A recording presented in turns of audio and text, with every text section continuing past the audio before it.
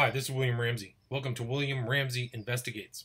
On tonight's show, I have an interview I had with Jasun Horsley of the Auticulture podcast. It's Auticulture. He's a podcaster. He's also a blogger at auticulture.wordpress.com. He's also known as the liminalist, not a subliminal, but liminalist, something on the periphery of understanding. So check out his podcast and his blogs. Jasun Horsley is also the author of a multitude of articles and a number of books. One of his books is The Lucid View, Investigations into Occultism, Ufology, and Paranoid Awareness. That was published through Adventures Unlimited Press. He also wrote The Blood Poets, The Secret Life of Movies, Shamanic and Schizophrenic Journeys in American Movies, and also Homo Sapiens, An Occult History of DNA from Eden to Armageddon. And so those books are available on Amazon. It's Jasun Horsley, Horsley. And he's also written about his family and his famous brother. His brother's name was Sebastian Horsley. He was a well-known bon vivant in England. Thank you and enjoy the show. All right, well, let's jump into the thing that we wanted to talk about for sure, which is Crowley, and obviously the relevance of Crowley to everything that's going on today, which is what's drawn me back to him. Because as I don't know if you picked up, I mean, I was into Crowley in all the wrong ways. Now as a young man, I got really deeply into him, and part of what I'm doing in my research now, I would say the primary thrust is to try and remove the cultural implant of Crowley, and boy, is it deep and insidious. So that's why I'm reevaluating everything I know about Crowley and finding out all kinds of new stuff in terms of within the context of what I now know about, you know, the inextricability of the occult with organized child abuse and trafficking and all the rest of it. So that was what drew me to your work, of course. So when did you first start getting interested in Crowley? Really very intensely, probably about 7 or 8 years ago, when I was a 9/11 researcher. So I was a guy who, really, I'm embarrassed to say, I believed, the lie in 2011 that bin Laden, committed it. But about a year or 2 years later, I started to research other people. And, at a certain point, I realized that 9/11 was an inside job that was fake. But during that time, I came across a guy who I actually posted one of his interviews last week, a guy by the name of Captain Eric May, and he's passed away. I think he passed away last year of ALS, but he had noticed some numerology that was associated with a lot of these dates, some of the terrorist dates and the actual date of 9/11. He noticed all these 11s, and I noticed too, 1177, and I really didn't know what they meant, but I started just noticing them in common culture. I'm like, what does this mean? And just through kind of reading a lot, I'm a very, very, I read often, so I just came to this person, Crowley. I just kind of, wow, he really liked the number 11. This is it. So then I really, really researched Crowley, and I realized that the numbers and the dates of 9/11 are occult and thelemic numbers, Crowley's kind of central numerological ideology in large print in that date. It's 11, 77, 93, 175. Yeah. So that was really it. So then I was like, well, who's Crowley? I had a very topical understanding. I remember the Ozzy Osbourne song. I heard about him, but I really didn't know who this person was. So then I read a lot of biographies. I read the Simons biography. I read Lawrence Sutin's biography, which was excellent, who I've actually been in contact with. He doesn't want to be interviewed, but really interesting guy. He also did a Philip K. Dick biography. Yeah. Sutin, there was another guy who was an OTO member. His name is Kaczynski. He's been on TV a few times. So I read his. So I read Simon, then I kind of put the pieces together. Who are these people? Who was Simons? I didn't know when I read Simons, The Great Beast, that he was Crowley's literary executor. So then I kind of wanted to get into the core documents of Crowley. So then I started reading and putting in order all of Crowley's written work from when he first started writing, which was the early poems, which was, what was it? Some of his early poetry when he was at Cambridge to everything at the end, which was Magic Without Tears, which was a compilation of his writings to prospective students. And then I just read through them. I read some. I really wasn't interested in the magical part of Crowley. I really wanted to know who Crowley was and who his followers were. And that's really how that book came together. I never thought I'd be an author. And that's how Prophet of Evil 9/11, Aleister Crowley 9/11 and the New World Order came together, because I believed, and I still believe, that all of those elements of the date of 9/11, Aleister Crowley's ideas, and the New World Order are all kind of overlap, the ideology. And so that was it. So then I actually have been to a number of private library collections and things like that of Crowley in the United States. So I've actually kind of read stuff between him and Austin Osman Spare, JFC Fuller, people who I covered in Children of the Beast, which was my book, follow-up book to Prophet of Evil, kind of tracing Crowley's influence as much as possible. And there was a lot left out, a lot of other information about musicians and writers and stuff like that. But I tried to be as comprehensive as possible in Children of the Beast. So that was really how I got into Crowley and to try to understand what his ideas were. Are you familiar with Robin Bryans' work?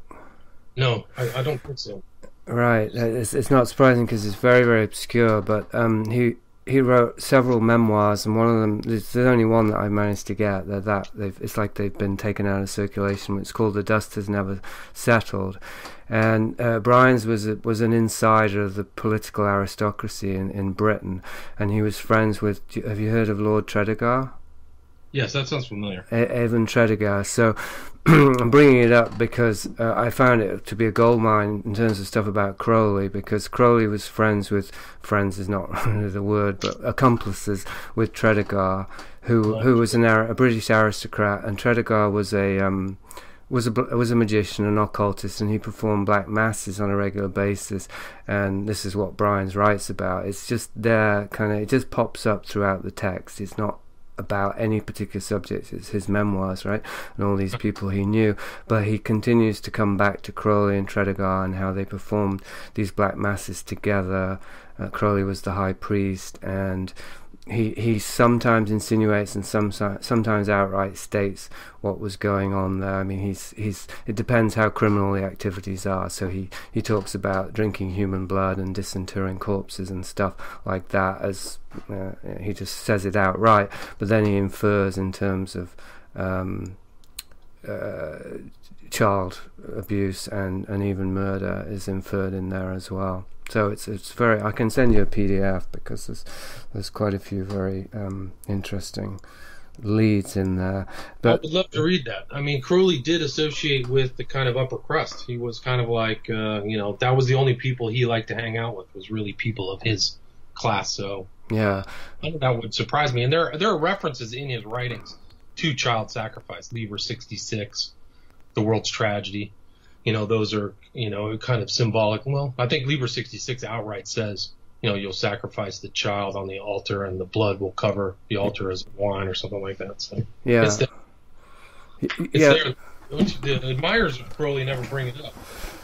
Well, yeah, so, I mean, I definitely wanted to get to that, so we might as well just go straight to that question, because that's the one, I think you read, or at least were aware of my exchange with Peter Lavender around this question.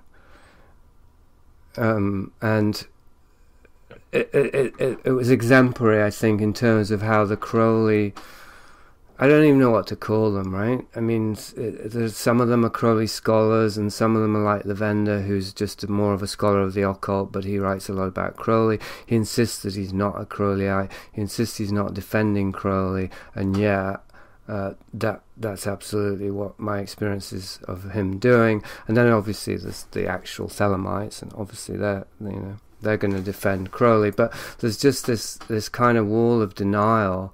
I was reading specifically what's his name, Milo Duquette, that author, Yes. And he writes about that specific, not the passage you referred to, but the more famous one or infamous one in Magic, theory and practice about sacrificing a child, and Crowley's footnote and the idea it's a joke and blah blah blah. And he's obviously, I mean, you know the line, right? He's just saying that Crowley was a shit stirrer and he was just irresponsible and so on and so forth, without even looking into that, like how irresponsible that would be. He leaves that aside, but the basic position is, you know, at worst Crowley was irresponsible. So, and yet, as you know and as I know, there's just so much evidence that this is simply not the case. So, and you know, you mentioned that Kaczynski biography. I tried to read that. Actually, I even got a free copy because I was going to interview the guy, and I just couldn't. There was no way I was going to interview this guy because the book was just a disgrace. It was just a complete endorsement of Crowley and his life and his philosophy and all the rest of it, and completely shied away from any of the darker implications.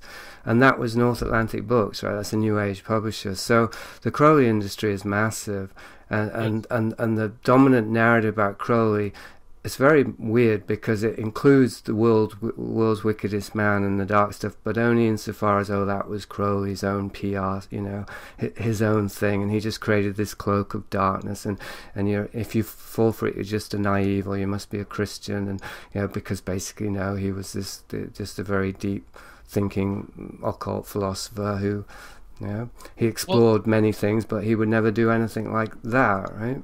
Right. Well, it's interesting you bring that up because I think that the very advanced occultists or Thelemites actually bring up certain things because they already have a response to it. So they know that standard response. Oh, Crowley was joking around. He was talking about, you know, magical masturbation. That was not actually authentic but they deliberately leave out things like Liber 66 or the world's tragedy and the details in the world's tragedy, which would make a Christian just recoil in horror. The kind of statements in the world's tragedy where Crowley talks about John being Christ's lover and that Mary was raped by Romans, which was actually an old kind of Jewish myth. Pantera was supposedly the father of Christ. Now, Crowley references in there, but they never want to talk about that. Actually, in some of the readings of there was something like an organization. J.F.C. Fuller put together a lot of Crowley's work, and in that he made a category of all his books, and the one under the world's tragedy was never let anybody read this. So it's a remarkable work if you really want to take the time to pour through it and kind of get what Crowley says. In the intro, Crowley talks about sodomizing all the young men of England and how much his mom talked about Christ. That drove him crazy. So I think that they're deliberately ignoring stuff, and that's what I found. That's kind of once I got through the biographies and started reading really what he said, even in his own confessions where he talks about sacrificing a cat and laughing about this whole family who died mountaineering on a climb that he did, and they all came down in a body bag and just kind of, blithely, didn't care that much about their death. You see that this guy was very callous in his person. It's something that they never really bring up. They always call him, a man who loved laughter and loved love because he used the word love all the time. So. Yeah. So, I mean, have you formulated any kind of theory on how exactly this has been achieved? Like how it is that somebody who is so patently obviously, or was so patently obviously, well, to use the common phrase, a psychopath, just a really destructive individual. Okay, brilliant. I mean, if he wrote those texts, he was a very accomplished writer, and he knew, he had a deep sort of knowledge base that he was drawing from. But it still seems improbable to me that. I mean, one of the ways I try and reframe it in my own writing about him is, if somebody like Ted Bundy had written fantastic works or painted fantastic pictures, we wouldn't be footnoting the crimes, right? We would be footnoting the artwork and saying, well, here's a serial killer who happened to have this artistic talent. Isn't that strange and interesting and disturbing? We wouldn't be reversing it and saying what a wonderful artist he was, but he killed a few people and raped a few women, and but that's just it's not really relevant if it comes to appreciating the art. So how is it, do you think, that it got that got flipped around with Crowley, and all of these things that he was into that were just so damning, really, have been de-emphasized to the extent that basically his reputation is not just intact, but it's probably more, elevated than ever. Right. Well, I think that you make a good point, because I think that the people who tout Crowley have expurgated the darker elements of it, and they rely upon other people's not unwillingness to kind of go through and look through the actual real truth about Crowley. So that's why I think that he is in such high repute with a lot of these kind of modern occultists, is they really don't know the darker elements. They probably read things by Kaczynski or talk about things about his follower, and all this other stuff that's very important is left out. One of the more important things that I came across was the writings of Betty May, who went to Crowley's magical, studio or whatever in Shepparton. Yeah, the Abbey of Thelema, yeah.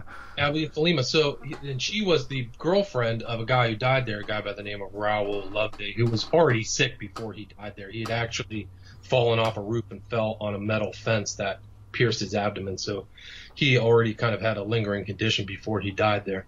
But these biographies leave her out because she said things that were negative about Crowley, things that she was afraid of him. She called him the Mystic, capital M-Y-S-T-I-C. So she didn't really use his name, but it was clearly Crowley. And so I do think that that's why people have this kind of idealized conception of Crowley without kind of the darker stuff. And I also think that his superficial, people's superficial enjoyment of what he said, like do what you will and magnify yourself, I think is very, you can do all the sex you want and drugs you want, is to the artistic and cultural class. I think that is something that to them, is a very positive statement. Yeah. So speaking of these darker aspects, because they've been de-emphasized, but the fact they've been de-emphasized in itself is a little bit mysterious, don't you think? I mean, because they're so, how is it that, okay, so here's a specific example. There's the Colin Wilson bio of Crowley and the Nature of the Beast. I read it when I was 25 or something. I thought it was crap. I was into Crowley at that time, so I thought it was just kind of an ignorant dismissal of Crowley and whatnot. But there's a thing in there I discovered just now, and I don't know what I thought of it back then, and I must have just glazed over it, about Crowley tying a Negro boy to a tree, cutting a hole in his stomach, and inserting his penis into the hole. Wow. Yeah, I don't remember that. Right. So apparently it came from Oliver Wilkinson, who was the son of Lewis Wilkinson, who was Crowley's executor, right? As in, the guy who took care of his estate. So it came from a reputable source. Now, Colin Wilson, he's a bit of a pulp author, but he's also a very respected author. So the question did Crowley do that or didn't he? I mean, who the hell knows? My question is, how is it possible that something like that can be in the mainstream, in a well-read biography of Crowley, and not get picked up by every other Crowley biographer and scholar thereafter to either disprove it or prove it? It's a great question. Like I said, I think that the people who have an interest in Crowley's, magic and magical system are the one who are establishing his repute or his reputation. Because I don't think, I'm definitely a Crowley critic, but they're looking through all of the corpus of of Crowley's work, and anybody who's criticized him. There really wasn't anybody after maybe John Bull, who wrote The Wickedest Man in the World, or The Man We'd Like to Hang. I can't think of anybody. Maybe a few Christians, I can't remember the guy's name, but there really wasn't anybody who really went through and looked into Crowley in detail that I came across. So, maybe the most critical was Simons or Colin Wilson. The Crowleyites really didn't like Simon's treatment of Aleister Crowley. They thought it was too critical, and they expected Simons to kind of carry on Crowley's magical tradition, which it doesn't seem. He was more interested in Crowley as kind of an important figure as opposed to a master of the temple who's going to teach Simon. So unlike Kenneth Grant, who was sat at Hastings with Crowley and learned under him.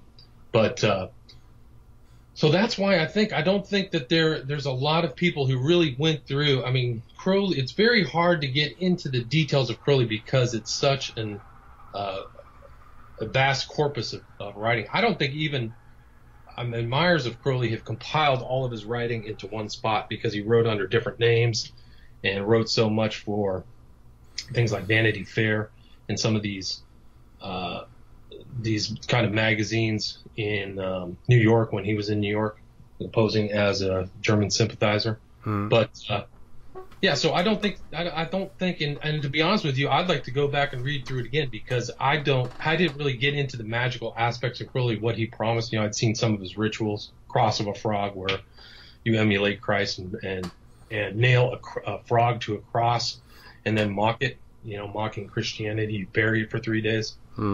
That's one of the more lurid Crowley rituals nobody talks about, but there's a lot there. So it does take work. His Confessions was 500 pages, so most people, well, not most people, but a lot of people would just look at that and say, no way, it's too much. It was more, actually. It was about 900 pages. 900? Wow, yeah, okay. Yeah. I think that's why there's, people who really want to get into Crowley are people who are excited by the promise of Crowley, generally, I think. And have you read some of the so-called Crowley scholars like Marco Passi, I think it is, and Hugh Urban? Have you read these guys? Yeah. Yeah. Because I was in contact with them briefly because they didn't really follow it through, even though I tried to. And for example, Hugh Urban, he's written about. I mean, I have a quote that I use in the work I'm finishing now, which is about how Crowley's was attempting to access a power beyond anything that the OTO had accessed via transgression, and basically the correlation was between the acts of transgression and accessing this forbidden power. And so obviously that was very intriguing, and I emailed Hugh Urban to ask, how far I thought Crowley might have gone, with that on that quest of power through transgression, which I think is very key to understanding Crowley and Thelema and occultism in general, right? In fact, I think that's even a synopsis, really, of occultism is.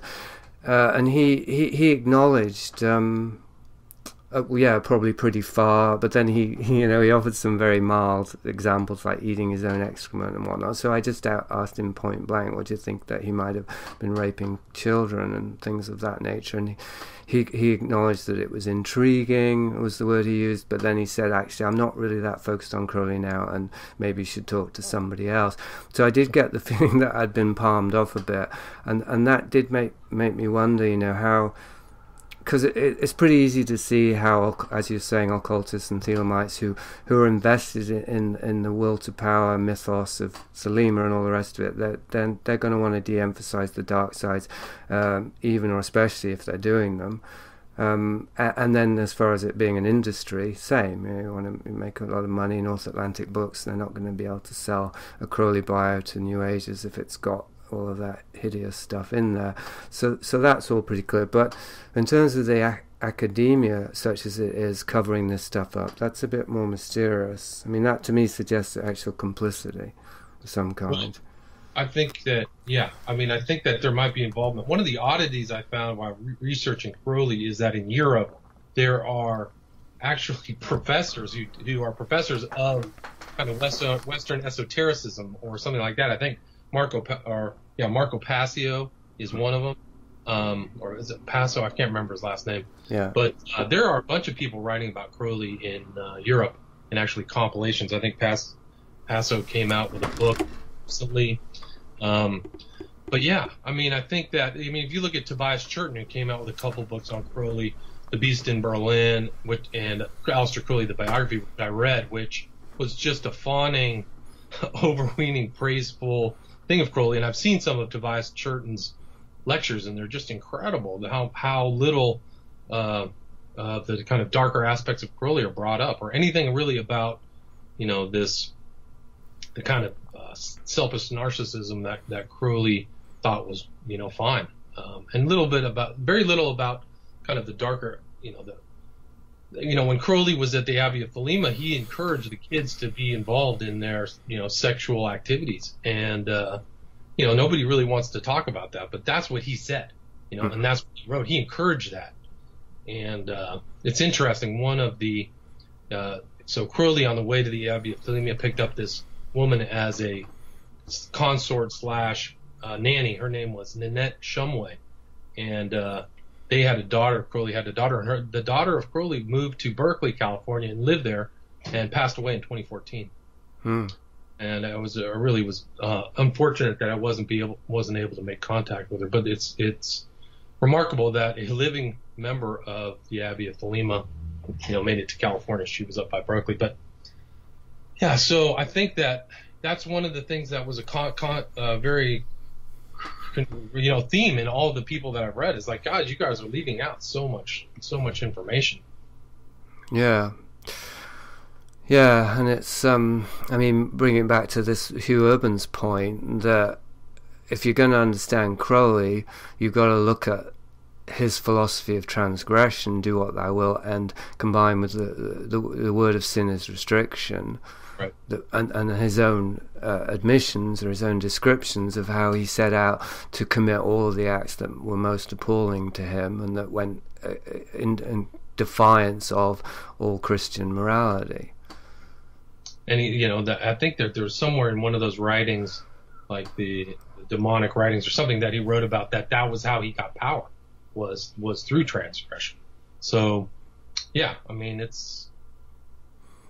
I think that a really honest, objective view of Crowley has to include some of these darker rituals and, the way he treated other people and what he encouraged other people to do. Which was, this kind of the selfishness, and So I think that, I think it's unfortunate that conception of Crowley is out there. I always remember. I see this guy Sarian. Do you know who? I think it's Michael Sarian. Have you heard of him?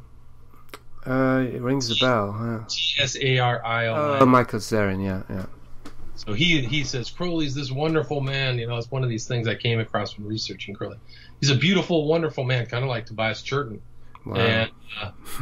And that video's out there. You can look up Sarian.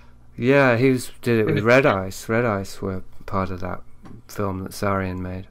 Oh, interesting. So so he's doing something else called, what are they doing it on? He's on some new program, but he's actually butted heads with Lon Milo Duquette. He calls Milo Duquette bad names. I include that guy in Children of the Beast, but he got his entry into the OTO by McMurtry, who was sat at Crowley's knee. So right.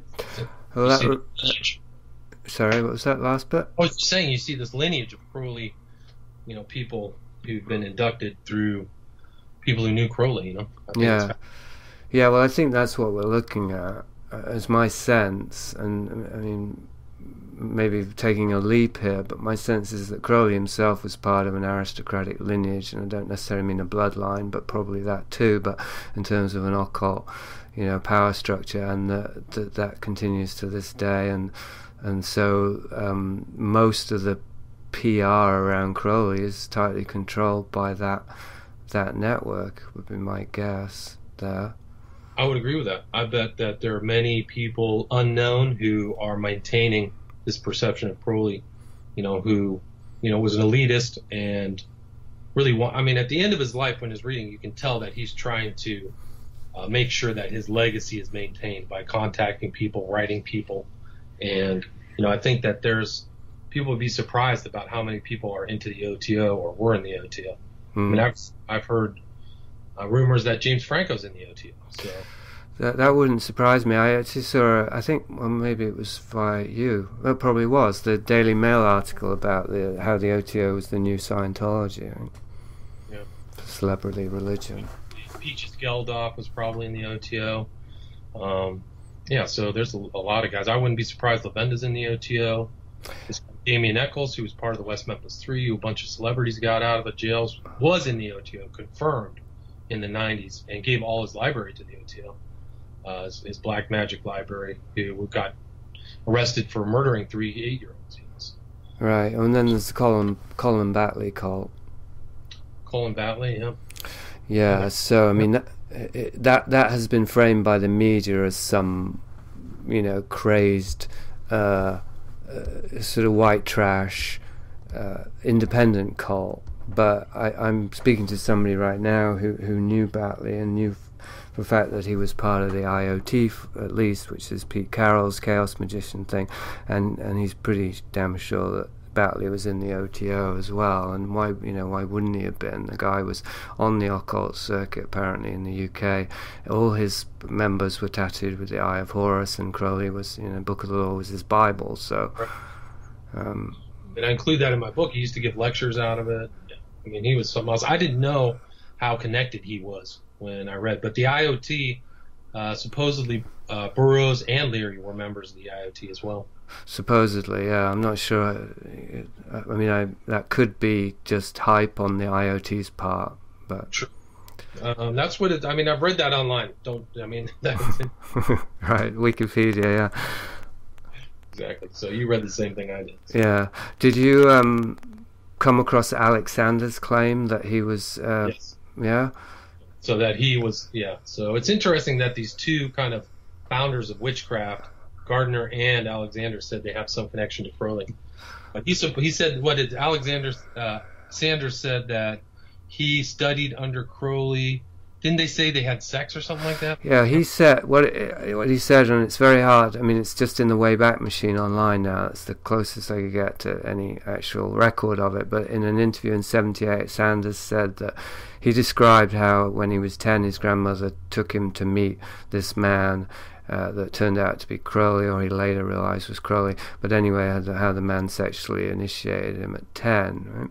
And so it was just sort of hanging there, and although it seemed credible to me, but it was just this isolate website that wasn't even on the internet anymore. But then I recently found Sanders in a book of interviews, interviewed by Farron, I think his name is. He's quite a well-known occult figure also, and he describes meeting Mr. Alexander, who was Crowley, and Crowley giving him a lifeless Levi ring at the age of 10. So all the circumstances and the anecdotes the same basically, except that it doesn't include the sex part. Interesting. Yeah, I mean, Crowley thought himself the resurrection of Eliphas Levi. Yeah. Levi died in 1875, and Crowley was born something like 9 months later or something like that. Right. It's interesting that Sanders ended up, I think, in Bexhill in southern England, right where Crowley ended up. For some reason, they kind of ended up close to each other, which I found also interesting. But Sanders has done, there's a video of Sanders out there where he conducts a kind of magical ritual, and it's remarkable because it's just full visual. Inside of a circle, they drown some idol, so it's some kind of symbolic water drowning. There's all kinds of magical ropes that supposedly hold on to energy, and he lays down on top of a woman. It's really amazing because there were so many similarities with that and what happened to the 3 kids in the West Memphis 3 deaths. It was something very like they were acting out something in West Memphis 3, something out of a Alexander's ritual, something else. Oh. Huh. Yeah, I mean, that book, it's real. I mean, that guy was talked about Crowley on the stand in 1993, and still chumming up with like hardcore occultists people. I mean, there's a picture of Damien Eccles with Genesis P. Orridge, who I covered in Children of the Beast, and Marilyn Manson. These guys are all really admire Damien Eccles for some reason. Yeah, Genesis P. Orridge, he just pops up everywhere. Yeah, he does.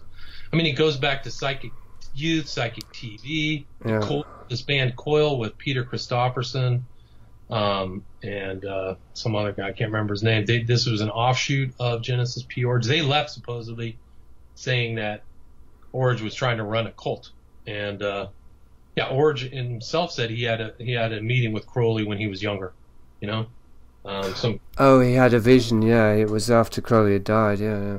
So and then these guys are all pictured with Burroughs. So Burroughs is a consistent theme. Leary's with Burroughs, Genesis P. Orridge, all these guys. They all go and make some pilgrimage to go talk to Orridge, like in Kurt Cobain. These guys. Right. So, I mean, this is the culture that I mean, we all grew up in it, but I mean, I grew up really, really in it. Like, my brother even knew Genesis Porridge, and he had Throbbing Gristle posters on his wall and stuff, and then Burroughs, and all, you know, it was the value set that I was born into. I don't know if you've looked at any of my background, but What kind of years were that?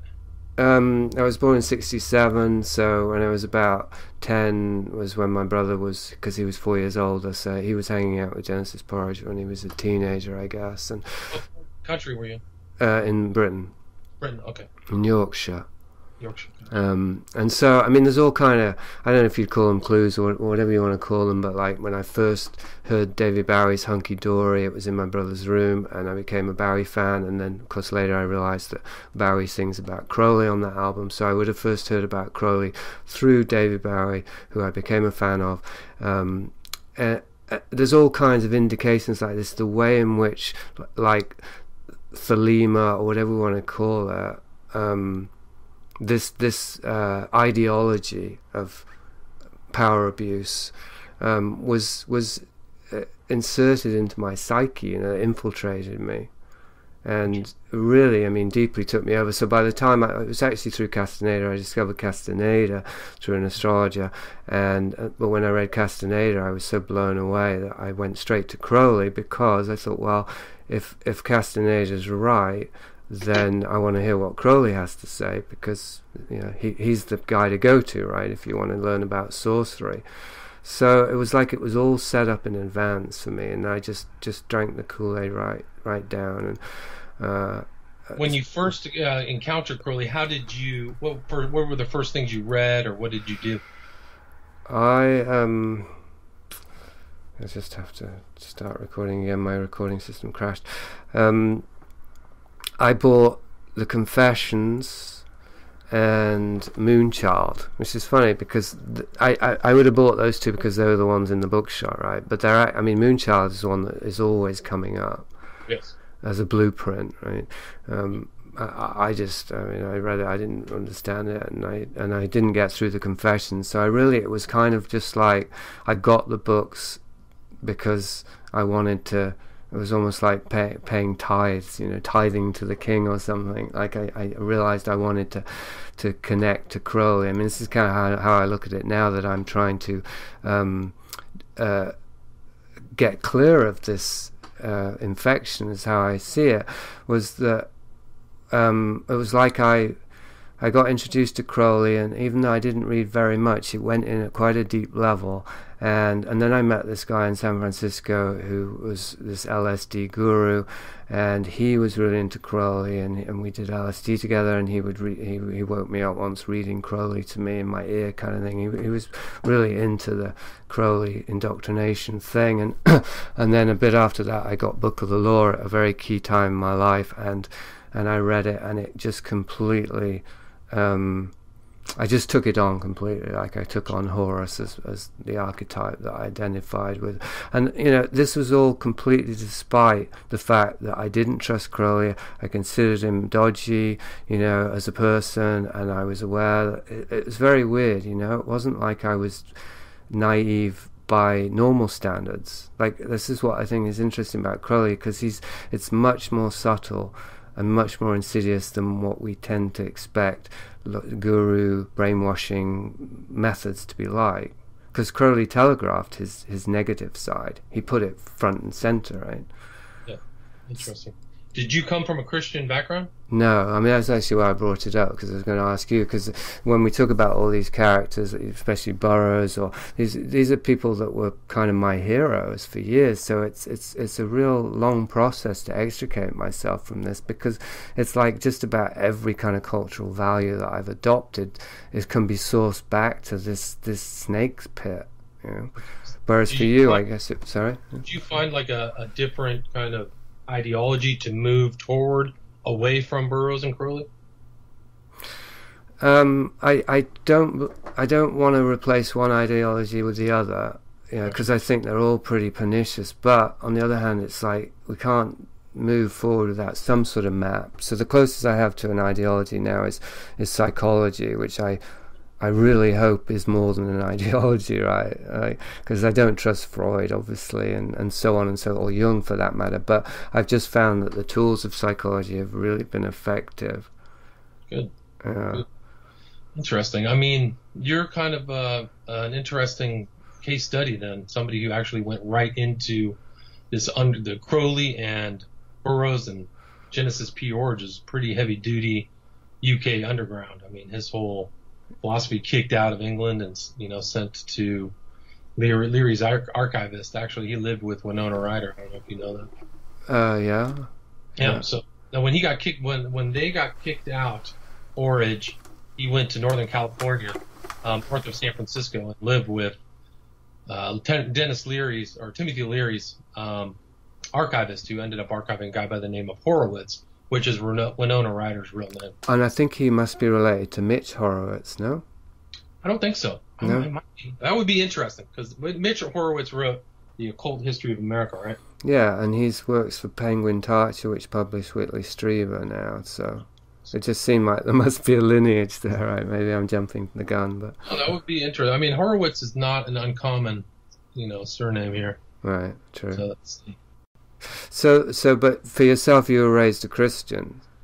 I was raised in the Catholic Church. So I actually was brought up. I was confirmed in the Catholic Church until probably I was about 16 or 17. I was never a really ardent Catholic, and I had problems with it from a kind of early age. I consider myself a Christian now. I go to a Presbyterian church. I don't like the national leadership of the Presbyterian Church, but I definitely am a Bible-believing Christian, and I'm not a bitter ex-Catholic. I just didn't. There was a lot of stuff about the Catholics I didn't like the priests and the kind of sterile church meetings that you know, I thought that you did basically, if you were a Catholic, you kind of go and do the same thing every time: stand up, sit down, pray, kneel. And there's a lot of idols and stuff like that, graven images in the Catholic Church that I didn't care for, but. I actually, when I was in Europe, when I was like 17 or 18, I got into a papal meeting, and so I was close to the Pope John Paul II, and there's probably a picture of me somewhere out there just living it up. Have you ever seen the picture of the Pope where he's sitting in this big auditorium or audience, and in the background it looks like there's this wood with like Christ up above? It's kind of a creepy auditorium. There's pictures of it. Have you ever seen that picture? No. It's not in St. Peter's. It's in like the I was in that room, you know, 20 years ago. I'm 48 now, 30 years ago. So I actually, I mean, I can tell stories that people wouldn't even believe, but associate with Catholics because, I mean, I don't want to talk about it, but so I mean, I'm not. Both of my parents are still alive, and they're both Catholic, so I don't really like to talk about it too much. Sure. Well, the context I was bringing it up in was in terms of, it seems like you would have been somewhat prophylactically protected, let's say, from this kind of deviant art culture, whatever we're going to call it now. I mean, I'm more and more aligned with Christian sensibility, even though I'll never become a Christian myself, but just in terms of agreeing just how pernicious and how corrupting the modern culture is. I mean, I think that's true, and I think too. I mean, I definitely got into like heavy metal and that kind of stuff. And, oh, you did? Because there's a rebellion phase, right? You know, I was a kid, you know, youthful type stuff. You know, I went to metal concerts. I saw one of Metallica, Day on the Green. They used to have these concerts in Northern California. Go there. I actually broke my toe at a Rage Against the Machine concert. That was an interesting concert. But so you know, I mean, I didn't have, like, Crowley had this rebellion against this kind of strict, sterile upbringing, and that's why I think he had this idea of no restrictions. And when Crowley talked about freedom, that's why I think that was that grip that had a hold on me, to get away from what he was. So I didn't have that kind of experience. Yeah, well, I think with Crowley, and I haven't gone into this in my book because it's too much of a can of worms, but I think a hell of a lot of it comes down to his mother. Yeah. Which of course is always the case with everyone, but with Crowley it's kind of written large because of her calling him the Beast, and him hating her so much, and then I think he, at some point, he even explicitly stated that he wanted just to do everything that would appall her.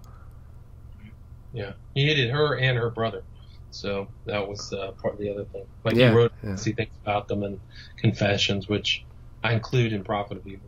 So yeah, I mean, I think that was something he held on to his whole life. Was I'm getting away from this, you know. Yeah, I think so too.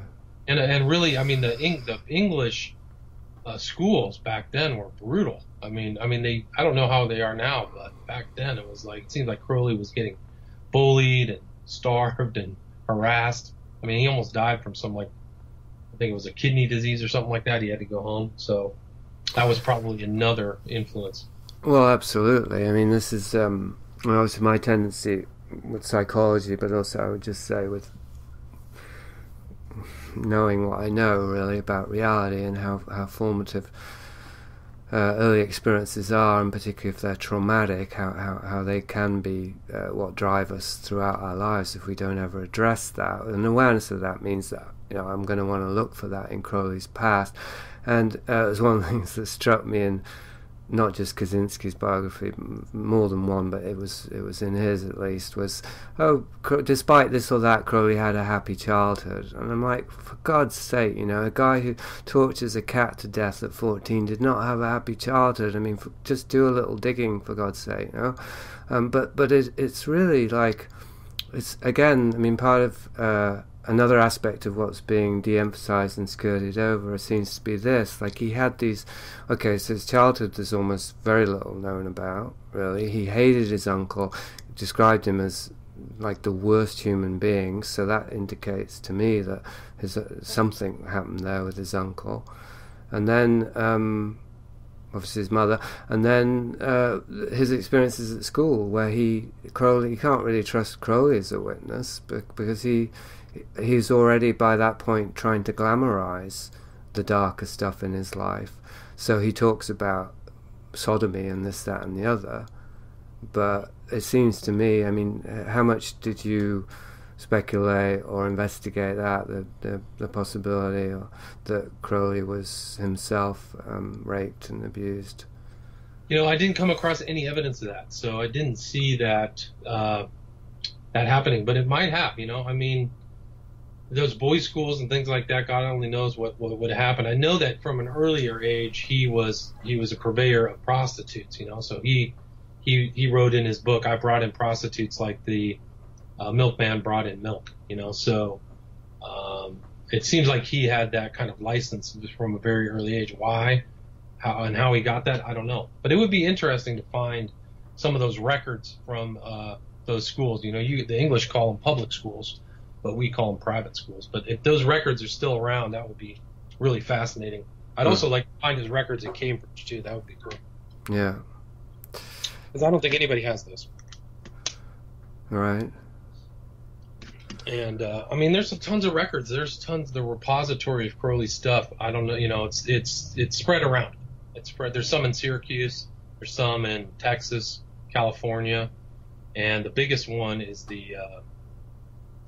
think it's the English Museum. It's not the British Museum. It's another museum in London where one of Crowley's followers deposited collected and then deposited his stuff. Yeah. So, I mean, another thing about Crowley that seems to me key to the myth of Crowley and you know, the myth that conceals the reality is this idea that he was a rebel, that he was an outsider, and that he was pushing against the status quo. But if you juxtapose that idea, which is really based on his own writings and his own self-descriptions, and I guess his actions too, I mean, because they were pretty outrageous actions. But if you juxtapose all of that with who he knew and who he hung out with, right, and how much influence he had, and how much power he had, and how much authority he had, like, I mean, working for the British intelligence, just to name one, right? Having Tom Dryburgh, who's a leading MP, basically as his disciple. Things like this, they completely negate this notion that he was an outlier and a rebel. I agree. I mean, I think that may be promoted from, at a topical level, but I think if you look at his life, he really was maybe a rebel within his class, but he was still an elite class conscious person. And so maybe he was, getting these higher level, more educated people to follow his way. That might be his rebellion, but I wouldn't say that he was the type of, Marxist rabble rouser of, the proletariat or anything. No way. Right. He was an elitist all the way through, and his relationship with his followers was always he was the boss. He always was at the apex of any of those relationships. And if people couldn't take it, they just left. So that's why he had so many followers pretty much just bug out, whether it was JFC Fuller, Rigardi, York, all these other people. So what if he was a rebel just in the way that he was doing openly what his peers in the aristocracy were doing secretly? Right. Yeah, I mean, I think that would be a fair assessment. I think that he came out of the Golden Dawn and, Masonry and these kind of high level things where he was in contact with high level Masons in England at that time. So, those guys are probably doing some kind of strange rituals in the lodges or something like that. So, I think that Crowley's taste to acquire adherents, he was aggressive about it. He always wanted new people to kind of join up or get into the the AA or the OTO. So if, I don't know if that was really that much different. In some ways, I think that the Masons are always trying to get adherents as well, but I don't know where they recruit from. But I mean, Crowley, his recruits were always people from Cambridge or Oxford. That's why he got banned from there, because that's the place he went to obtain people to follow him. But yeah, I mean, I don't know, the whole rebellion thing, as far as his effect upon mass of society, I think was reserved only for the upper crust. Well, yeah, it's almost like it's sort of paradoxical. It's kind of archetypal too, like the whole thing of God, in Job sending Satan to do nasty stuff for him. Well, this Satan's not really a rebel; he's just obeying God's orders. Just use that as an archetypal thing without getting into the theosophy of it. That's my sense of Crowley, is that his rebellion was actually his assignation, because the result, if we judge by the results, he brought those values to whole generations of people who would then aspire to these kind of things. Yes. Crowley, he basically seeded and created through his writings a bunch of little mini Crowleys in a lot of ways. A lot of people who emulated him and carried on and created, magical fraternities, kind of like Crowley did at the Abbey of Thelemus. These other people collect other people, just like that, to teach what Crowley passed on. So yeah, I mean, I think that makes perfect sense. I think that's the way the history played out. Yeah, and it's disastrous, for me personally, because it was disastrous. I mean, it resulted in some very destructive behaviours, let's say, on my part. So I know, I use myself as a case study. When I attempted to embody, partly consciously, partly unconsciously, Crowley's teachings, it was disastrous, right? And that won't surprise you at all. And I mean, that was, so many of his followers ended in disaster: suicide, penury, prostitution, jail. So I mean, unfortunately, that seems to be the end up of Crowley, just like Crowley ended up in a boarding house on heroin. Okay, thank you for listening. That was Jasun Horsley, Horsley, of the Auticulture podcast, Auticulture. Go check out his podcast. He's had some recent interviews with David Livingston, a guy by the name of Keith Gordon, who played the lead in Stephen King's movie Christine. He's had a conversation with Lovecraft scholar, some other really interesting stuff. Another guy by the name of Tom Mellett, who's been around, had some very interesting contacts in kind of para-history world. So go check that out. Auticulture podcast. Thank you for listening.